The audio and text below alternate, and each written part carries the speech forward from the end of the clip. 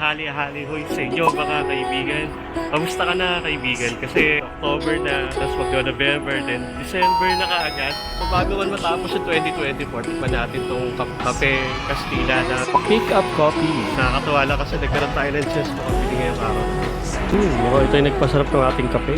So mas masusubukan na natin yung lagi binabanggit sa Facebook na kape Castilla mga kaibigan. Habang naantay natin. Tara, makiusi tayo paano ginagawa itong kape Castilla. Nako, gusto ko din matutunan paano ginagawa yan. Turuan niyo ko mga kaibigan. May papuso pala itong kape na to. Kaya pala paborito to ng mga Pinoy. Thank you po. Yan, this time, mainit naman yung in-order natin. Hindi na tayo lalayo. Ito na natin titikman sa tapat mismo ng pick-up coffee.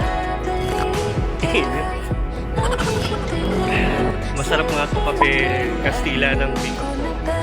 Bagay nga partner ng tinapay.